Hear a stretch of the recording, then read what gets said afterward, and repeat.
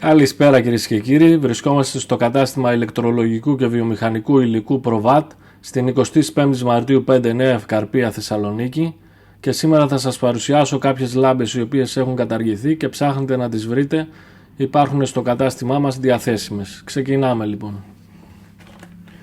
Λάμπες PL.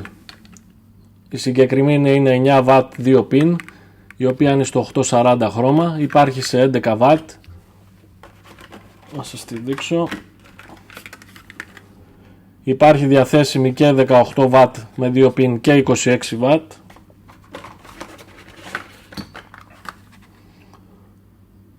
Όλες σε όσρα με τιμοπαράδοτες.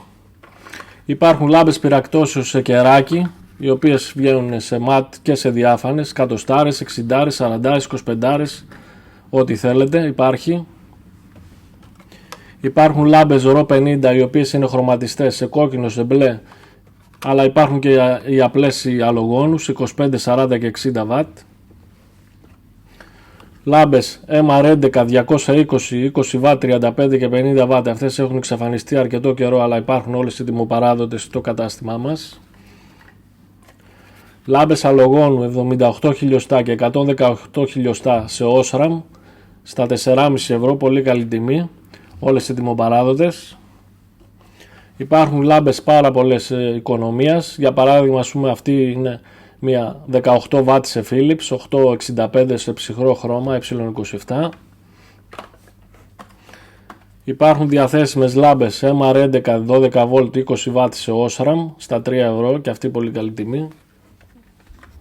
Υπάρχουν και MR16 πάλι στα 12V 20W 35W 50W, όλες σε τιμοπαράδοτες αλογόνου. Όλες αυτές οι λάμπες είναι για κάποιους οι οποίοι θέλουν τις παλιές λάμπες ακόμα και δεν τις βρίσκουν γιατί έχουν καταργηθεί και υπάρχουν μόνο οι LED.